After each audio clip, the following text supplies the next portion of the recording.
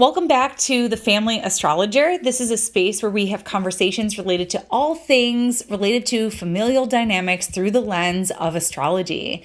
And in our first episode, I did a little bit of a personal share about the arrival of my son through the astrological lens. Today, in our second installment, I'm going to be kind of backtracking and going a little bit back into some of the foundations of what is really important in a birth chart when we're looking at the topic of family dynamics. And first and foremost, the most important thing that an astrologer can look at when trying to get a sense of someone's history and growing up in general, within a family, within a household, within some sort of dynamic, we're going to be looking at the moon. The moon is the planet that rules infancy. And the moon also rules emotions. You hear that all the time, that the moon rules our emotions. When I was first learning astrology, that felt so abstract to me. But the deeper I went with this, I realized, the moon has so much to do with that first language that we learn. Everyone's first language before we learn the mercurial verbal language that we learn, or the reading or the writing, or the different languages that we learn, the first one that we learn is the unspoken language, the instinctual, what is felt, what the energy of a room feels like, what the sound of someone's voice sounds like. And that's the moon. The moon provides the subtext of the conversation. And the moon is real spongy. So the moon is a planet that soaks things up. It is a planet that deals with imprints of things. The moon rules memory, and we'll get a little bit more into that, but the imprint of something, the way something makes you feel. And so someone can say one thing, but it can make you feel another way. And so that's where the dialogue of the moon really comes in, what your gut is telling you. And that's something that we develop very early on. When we get a little bit older, we might call that intuition. And I really think that the line is really fine between feeling and intuition. I think intuition is a part of that sense that we have, where we get a gut feeling about something, and you might be able to name it and point to something causal that made you feel that way, or you might not. And that's where the metaphysics kind of comes in. And we're right there with astrology, right? But the moon really describes that first language that we learn as a baby. What is the energy of the room reading? And right now I am in the 4th trimester with a little baby of my own. And as an astrologer who works with progressions, and that's a whole other conversation, but in progressions, we look at the first 90 days of life to inform a macrocosmic 90 years of a person's life. So as an astrologer, I find that really interesting, because the 4th trimester, if you don't know what that is, it's the first 3 months after a baby is born outside of a person's body, because that baby is so dependent on their caregivers. If like a lot of animals come out and they can start walking, they could start foraging if they want, but not human babies. Human babies need connection. And I just think about how those first 90 days are so precious, and literally through the lens of secondary progressions leave a profound impact on a person's life. So I think about what's being absorbed on a spongy level through that person's moon. Now, looking at the moon in a person's chart, you might hear my little moon child downstairs right now, but looking at the moon in a person's chart, the sign that it's in, the house that it's in, how happy is that moon by sign, by house, by aspect? There's all different things that we look at when judging how happy a planet is. And we're not going to get into all that here. We can get into all that in our foundations course. I do run those once a year. But the moon and its condition is going to tell you, or we could talk about it in a consultation. But the moon and its condition is going to tell you a lot about a person's 4th trimester. It's going to tell you a lot about a person's early upbringing. It's going to tell you a lot about their childhood and how those rhythms and imprints set a tone for that and a foundation for that person into adulthood. So the full expression of a planet in a person's chart is going to continue to unfold and express itself differently as we move through life. However, that moon is going to tell you so much about childhood, infancy, even what was going on in the womb. It's going to tell you a lot about that. So the first thing I always want to look at in a person's chart when I want to get a sense of who they are and where they come from, one is going to be the moon. So there's a lot of different ways that we could break that down. The sign of the moon, like if you have a water moon, well, there's a lot of emotions in your household growing up. If you have an air moon, maybe like there was a lot of academia in the house. Maybe there was a lot of scattered energy. Maybe there's just a lot happening. A lot of times air is variety and concepts. Earth moons are real practical. This is what we got to do to make the day go by. We got to stay on task. We got to stay on time. It's real structural, like an earth moon. Fire moons are real high energy, also very emotional. That's something a lot of people don't realize, is that fire is just as emotional as water, and oftentimes air and earth kind of share that objectivity nature. So yeah, like you could break it down by element, and yeah, some people, like you might see. I'm gonna paint a picture of like a happy moon, and I'm gonna paint a picture of a challenging moon, just for this episode. And we'll get into a lot more varieties of these moon combinations as we move through this series. But like, for example, happy moon might be a moon in Cancer in the 3rd house, or a moon in Cancer, or let's say a moon in Taurus in the 4th house, making harmonious aspects to Venus and Jupiter, like best case scenario. And that might paint a picture of parents who were there for you, listened to you, provided a sense of secure attachment, listened to you, responded to you, talked through your feelings, made sure that you had everything that you needed, type of thing. And then there's moons that aren't as happy. Let's say, for example, a moon in Capricorn. Moon is in its detriment in Capricorn. We might say moon in Capricorn in the 12th house. That might give a sense of like not being enough if I don't work or achieve, what is expected of me. And it can be sort of like this, I can never it can never be enough type of thing. Or let's say a moon in Scorpio. A moon in Scorpio can sometimes describe neglect or alienation, abandonment even. So yeah, and there are redeeming qualities, of course, to both Capricorn and Scorpio moons. If you have one, it's okay. I have one too. There are redeeming factors in astrology. Nothing's black and white in astrology.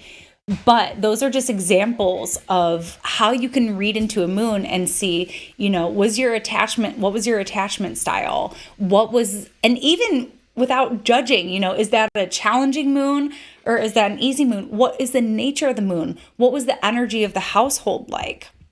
So that brings me to another really, really important point, is that, a lot of times when we're learning astrology, we learn that the moon represents the mother.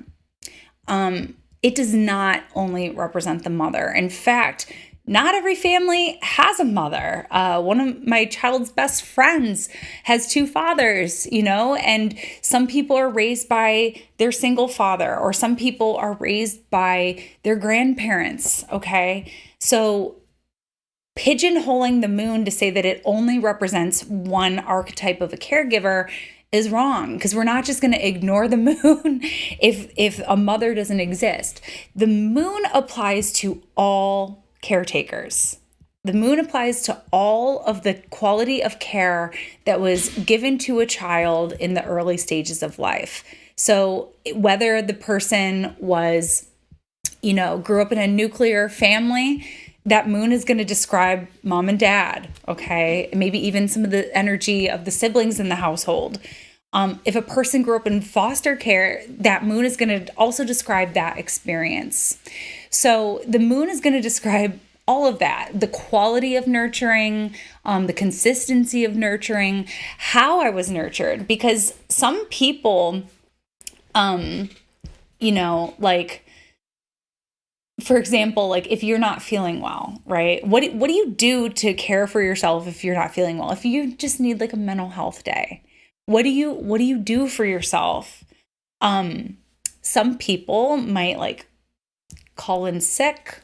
They might binge like a feel-good rom-com, and they might get some takeout or something like that. That might be sort of reflective of how they will receive care growing up. Me with my Scorpio moon, I like to watch Law and Order. I don't know. It's like something that I do to care for myself. It's like, it's weird. I don't know. But anyways, the moon is going to reflect a lot of those rhythms of how we were responded to earlier in life by mom, by dad, by grandma, by the neighbor, by the older sibling, you name it. So because the moon rules rhythms, the past, memory, imprint, habits, routines, things that we do to soothe ourselves, this is why the quality of relationships that we have growing up will influence the relationships that we tend to choose for ourselves later in life. And so a lot of times when I'm looking at a person's chart about what does someone need in a relationship, you might think Venus relationships, sure, but moon above all is going to tell you about how a person gives and relates with another person. It's their relating style. A lot of times moon and Venus will tell us about our love language, how we behave in relationships, how much closeness we want in a relationship, how much enmeshment we want in a relationship versus how much freedom and distance we want in a relationship. Your moon is going to tell you a lot about that. A Sag moon is going to want a whole lot more freedom and excitement than, let's say, a Scorpio moon or a Pisces moon even. So, just to kind of summarize, that's why we tend to sort of repeat. So if you have patterns that continue to come up in relationships, you may want to take a look at your moon. The moon deals with nourishment. So the moon is going to tell us both the quality and style of nourishment that we received in our upbringing. It's also going to tell us about the nourishment that we crave as adults. The moon is also going to tell us how easily we give that to ourselves and what that looks like. One of the substances and foods related to the moon is, of course, milk. And breast milk is one of the coolest substances ever, if you've ever researched it, because actually the saliva of a child's mouth is going to communicate to the milk ducts what that child needs if they're fighting a virus. That breast milk, that intelligent breast milk is going to it's going to adjust that formula to give that to that child. And that's why a lot of children are protected under the nourishment of breastfeeding of their mother or their parent who is chest feeding them. So the intelligence of breast milk is remarkable. It's like that communication, and some cool things that I can kind of impart here too that are really related to the moon and just that psychic. The moon is very much related to like a psychic connection, and maybe it's even like biological, biochemical, but it's really interesting because my baby will be asleep, like knocked out asleep, and I'll feel my milk let down in my breast, and I know he's going to wake up in the next few minutes. I know it. And with my daughter, I had that experience too. I may have run to the store and I'm at the checkout and I feel it and I'm like, I gotta get out of here and get home. So it's crazy, like the unspoken connection there. And the moon will really have that. Like there may be things that were never verbally communicated to you growing up, but are intelligently felt through the moon. There's things about your moon placement that are going to tell you things about your parents, and maybe not even them directly, maybe their grandparents. There's a strong connection with lineage through that moon, but usually most directly it's speaking to your the quality of caregivers, and also how you show up as a caregiver later in life, whether that's in an intimate relationship, whether that's in a parental dynamic, or, I mean, it can show up a lot of places. It's the moon. It kind of seeps into everything. The last point I really want to make here is that a lot of times your moon placement in your birth chart will most strongly correlate to one of your parents' or caregivers' charts. And that may describe a really strong psychic and emotional resonance with that person. That person influenced you in ways that we might not even be able to objectively point to, but something about that connection to that person is very sympathetic. You sympathize, you resonate, you empathize with that person, and your natures may be very similar. And so we see moon synastry with parental figures through and through all the time. So actually this happens with the moon, the sun, and the ascendant. You see connections between those three things, whether they're in the same sign, whether they align with one another by degree. You see those overlaps again and again and again. And we think of those placements as our big three. And a lot of times they are directly informed by a parent. They're not always going to be the exact same, but the more closely they resonate with one another, the more of a connection you're going to have with that parent, for better or for worse sometimes. But regardless, that's going to show you who you may have a stronger connection with. And sometimes it's easy and it's flowing and there's like a harmonious resonance, and other times it's like, oh, we're similar, but not like in ways that are comfortable for us. And those are things that we can talk about in a family dynamics consultation, or that might be something that you kind of sift through in your own astrological study as well, is how is this similarity showing up for us? Is it too close for comfort, or is it really chill? So that's a little bit about the moon through the lens of familial astrology. This is a placement we'll continue to emphasize and come back to again and again and again. But I hope that this was a nice little foundation for you to start understanding the immense importance of the moon when talking about this topic in astrology. So for right now, that was your second installment of the Family Astrologer, and I look forward to catching you next time. Bye.